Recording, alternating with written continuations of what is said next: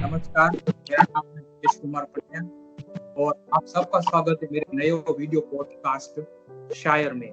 और आज के इस पहले एपिसोड में मेरे निमंत्रण का स्वीकार करते हुए पधारे हैं अहमदाबाद से जाने माने शायर मुकेश शर्मा जी।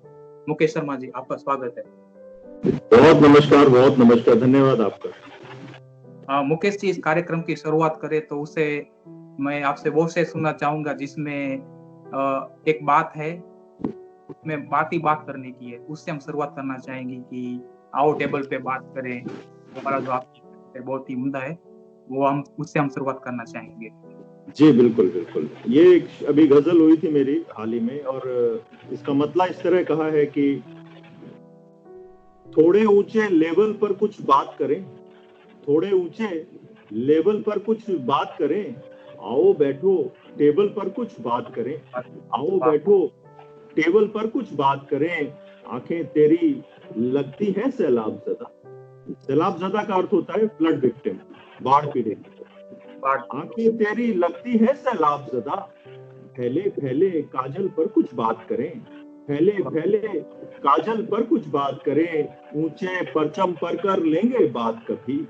परचम का अर्थ होता है ध्वज, झंडा। ऊंचे परचम पर कर लेंगे बात कभी, ऊंचे परचम पर कर लेंगे बात कभी।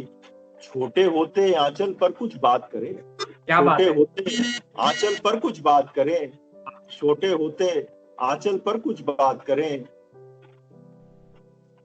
और इसका आखिरी शेर है कि जन्नत के ख्वाबों से हासिल क्या होगा, जन्नत के ख्वाबों से हासिल क्या होगा। नदिया पर्वत जंगल पर कुछ बात करें, नदिया पर्वत जंगल पर कुछ बात करें, आओ बैठो टेबल पर कुछ बात करें, आओ बैठो टेबल पर कुछ बात करें। वाह, बहुत ही उम्दा। आपने बहुत ही अच्छी बात कही कि जन्नत के ख्वाबों से क्या होगा, आओ जंगल खेत खलियान की बात करें, आओ टेबल पर बात करें। बहुत ही उम्दा गजल और बहुत ही उम्दा शेर। इसी बात पे मैं आगे बढ़ाते हुए आपसे पूछना चाहूंगा कि एक ऐसे दौर में जहाँ पे बहुत सारे शायर हैं जो सिर्फ प्यार मोहब्बत, मैं ये कर दूंगा, मैं ये करना चाहता हूँ, उसी वो थोड़ी बहुत छोटी बातों में ही अटके हुए हैं। छोटी बात मतलब कि वो सिर्फ अपनी ही बात कर रहे हैं, लेकिन वो अपनी बात से लोगों तक पहुंच पाए और लोगों को कुछ दे पाए जिससे सबको हेल्प मिल सके। वैसी बात आपकी इस गजल में मिलती है कि आओ बात करें। अभी की जो समय हालात हैं, जो हो रहा है, उसमें सभी कह रहे हैं कि अपने आप को एक्सप्रेस करो, अपने दोस्तों से बात करो, अगर बात करोगे तो कुछ होगा। और उसी विषय पे आपने ये बहुत ही एक उम्दा गजल लिखी है कि आओ बात करें। तो मैं ये पूछना चाहूंगा कि ये ऐसी जो उम्दा गजल हैं जो सबके लिए होती है और अपनी भी बात उसमें हो जाती है, तो आप वो कैसे लेके आते हैं? मतलब आपका क्या इसमें प्रोसेस रहता है, किस तरह से आप उसे लिखते हैं? देखिए, कोई भी शायर हो, कवि हो, गीतकार हो, वो जो भी भाव लेके आता है वो समाज से ही आते हैं। हमें समाज को ही देखना पड़ता है। जिसकी जैसी दृष्टि होती है, जिसकी जैसी गहराई होती है, वो उसी तरह भाव को लेके आता है, उनको शब्दों में, उनको छंदों में, उनको बहर में ढाल के शेर शायरी गीत बनाता है। और जो जितना भी संवेदनशील होता है और जितनी समाज में जो भी चीजें घटित हो रही हैं, उनको जितनी बारीकी से और जितनी भी सच्चाई से देखता है और उसको व्यक्त करता है, वो शायर में आपको लगता है कि हाँ, इसने कुछ मेरी बात कह दी, कोई अच्छी बात कह दी, तो वो जो भी हमारे श्रोता होते हैं उनसे वो अच्छे से कनेक्ट कर पाता है। अच्छा, ओके, बहुत ही अच्छा फरमाया आपने और इससे बहुत बात आगे बढ़ेगी। तो मैं उस पे भी आपने कुछ लिखा है जैसे कि समाज में बहुत सारा झूठ फैला हुआ है, झूठे मुकदमे हो रहे हैं, कुछ लोग है वो झूठी बात कह के ऐसे व्यवहार करते जैसे कि मैंने बहुत बड़ा सच कह दिया। तो आप उस पे कुछ कहना चाहेंगे? अगर आप उस पे आपने कुछ लिखा हो कि मैंने ये झूठ को मैंने सच बना दिया या मैंने ऐसा कर दिया। हाँ, मुझे गजल आप लगता है आप मेरी गजलों पे रिसर्च करके आए। एक गजल मैंने इस तरह से एक गजल लिखी थी मैंने। उसका मतलब इस तरह से था कि क्या कहें इस दौर में कुछ लोग ऐसे लग रहे हैं, क्या कहें इस दौर में कुछ लोग ऐसे लग रहे हैं, जीत कर झूठे मुकदमे कितने सच्चे लग रहे हैं। ये हमारे समाज की हकीकत है। या झूठे लोग ही चमक रहे हैं, झूठे लोग ही हर जगह अपना वर्चस्व बनाए हुए हैं। तो मतलब देखिएगा कि क्या कहें, इस दौर में कुछ लोग ऐसे लग रहे हैं, जीतकर झूठे मुकदमे कितने सच्चे लग रहे हैं। आए हैं कुछ शख्स लेकर आग मेरा घर जलाने, आए हैं कुछ शख्स लेकर आग मेरा घर जलाने, झांक कर देखा गली में सारे अपने लग रहे हैं, झांक कर देखा गली में सारे अपने लग रहे हैं। शुक्रिया।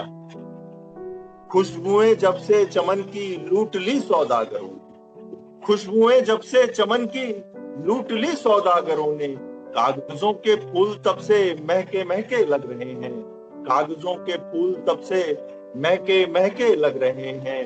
क्या करें, मेयार ऐसा था हमारी चाहतों का।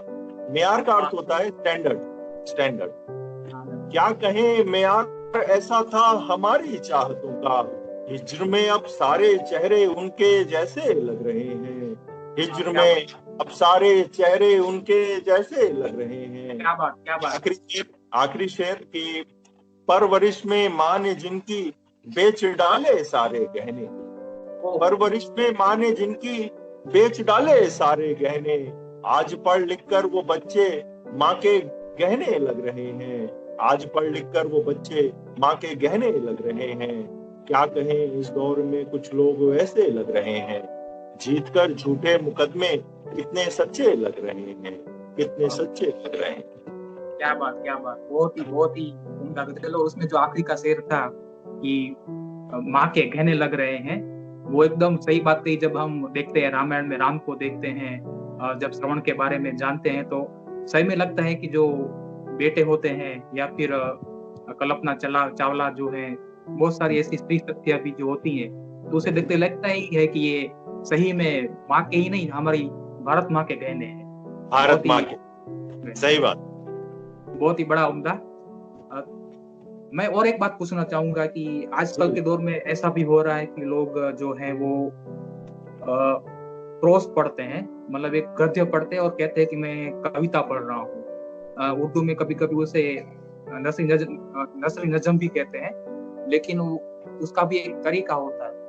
तो जो नए लोग आ रहे हैं जो लिखना चाहते हैं या फिर गजल को अच्छी तरह से समझना चाहते हैं, तो मैं कोई भी साहित्य पढ़ रहा हूँ, मैं कोई भी गजल पढ़ रहा हूँ या कोई भी नजम पढ़ रहा हूँ, तो वो पढ़ते पढ़ते उसे कैसे समझा जाए कि अगर मेरे पास जैसे कि आपकी कोई गजल है या हमारे इरफान अलवी हैं, गालिब हैं, वली मोहम्मद वली हैं, जो पुराने शायर हैं, आज के समय में भी जावेद अख्तर, गुलजार हैं, तो मैं कोई भी शायरी पढ़ता हूँ तो उसे मैं कैसे पढ़नी चाहिए और किस तरह से समझनी चाहिए, मतलब कि साहित्य को कैसे पढ़ना चाहिए? देखिए, बहुत मूलभूत प्रश्न किया है आपने कि सबसे पहले तो जो इसको दो वर्गों में आप बांट सकते हैं कि एक श्रोता के पास क्या जानकारी होनी चाहिए और एक लिखने वाले जो इसको सीख रहे हैं, सीखना चाहते हैं, उनके पास क्या बेसिक मूलभूत जानकारी होनी चाहिए। तो अगर मूलतः देखा जाए तो साहित्य को हम अगर वर्टिकल डिवाइड करते हैं तो साहित्य गद्य में और पद्य में विभाजित होता है। अच्छा। गद्य जो होता है वो हम जैसे देखिए इसमें कहानी किस्से होते हैं जो किसी भी बंधन में बंधता नहीं, वो गद्य होता है। इसको हम अपनी बात कहानी के तौर पे इस तरह से कह सकते हैं, वो सारे गद्य लेखन में आता है। और जो एक पद्य आता है जिसमें कि हम जो हमारा विषय है जिसमें हम चर्चा कर रहे हैं, तो पद्य जो है वो पोइट्री है, काव्य है। और काव्य जो है वो बंधनों में बंधा होता है, क्योंकि काव्य जो है ये गाने लायक होता है, जिसको हम गा सकते हैं। तो हमेशा ये देखिएगा ये छंदों में, बहर में, मीटर में, अंग्रेजी में उसको मीटर कहते हैं, तो ये उस तरह का कंपोजिशन होता है। तो जब भी कोई कवि शायर लिखता है तो कवि अगर कोई गीत लिख रहा है तो उसको छंदों में लिखना पड़ता है ताकि जब हम उसको गाएं तो उसको गाने में आसानी हो। और जब कोई शायर लिखता है तो उसको बहर में लिखता है। दोहा होता है, दोहे की अपनी मात्राएं होती हैं, चौपाई होती है अपनी। अब तुलसीदास की आप पूरा पढ़ लीजिए। हाँ, सही बात है। अच्छा, देखिएगा चौपाई में लिखा गया है। आप गाइए हनुमान चालीसा, देखिए बिल्कुल छंदों में लिखा, दोहे में लिखी गई है, ठीक है, चौपाई में लिखी गई है, आप उसको गा सकते हैं बिल्कुल मात्रा में। सुंदरकांड का भी हम आप गाते हैं क्योंकि काव्य है वो, उसको हम गद्य नहीं बोल सकते। उसी तरह से गद्य को हम काव्य नहीं बोल सकते। ये बेसिक हमको डिफरेंस जो लिखते हैं उनको समझना चाहिए कि अगर हम गजल लिख रहे हैं तो गजल का जो शिल्प होता है उसको हमको समझना पड़ेगा। और जो भी हम सीखें, गीत लिख रहे हैं, मुक्तक लिख रहे हैं, दोहा लिख रहे हैं, सोठा लिख रहे हैं, रोला लिख रहे हैं, कुछ भी लिख रहे हैं, नज्म लिख रहे हैं, तो सबका एक शिल्प होता है, उसको हमको फॉलो करना पड़ता है। तो और मतलब आप ये कहना चाहते हैं कि हाँ, और श्रोताओं के लिए मैं इतना कह दूं कि उनको, श्रोता जो होते हैं वो शायद इस बात को नहीं समझ पाते हैं कि ये किस विधा का ये गीत है, कि ये मुक्तक है या गजल है, नज्म है। तो ये श्रोता भाव प्रधान होते हैं, उनको भाव अच्छे होने चाहिए, और कोई धुन में अच्छा है तो श्रोता उसको पसंद करते हैं। तो श्रोताओं को उतना समझ होना ना हो, ये उनकी व्यक्तिगत जिम्मेदारी बनती है कि वो कितना जानते हैं, सीखते हैं। तो मूलत आप ये कहना चाहते हैं कि अगर मैं कोई मुक्तक लिखूं, नज्म लिखूं, गजल लिखूं, काव्य लिखूं, तो उसमें एक लय होना चाहिए कि जो मैं गा सकूं, संगीत में उसे डाला जा सके, एक धुन की तरह लगे। तो यह थी जाने माने गजलकार मुकेश शर्मा के साथ एक ऑनलाइन मुलाकात, जिसमें हमने गजल काव्य को नजदीक से जानने का एक प्रयास किया। आगे भी हम जाने माने गजलकार, उम्दा कवियों से मुलाकात करके साहित्य को नजदीक से जानने का प्रयास जारी रखेंगे। तो इस वीडियो को ज़्यादा से ज़्यादा लाइक करें, कमेंट दें, अपने मित्रों परिवार के साथ शेयर करके ज़्यादा से ज़्यादा लोगों को इस वीडियो को देखने के लिए प्रेरित करें और हमारे साथ जुड़े रहें। ये हमारा शुरुआती प्रयास है। तो आपके जो कोई भी सुझाव हो हमें जरूर से बताएं, कमेंट सेक्शन में लिखें, ताकि हम और भी अच्छा कार्य करने का उत्साह प्राप्त कर सके। आप सभी के सहयोग के लिए धन्यवाद। मिलते हैं अगले वीडियो पॉडकास्ट में। शुक्रिया।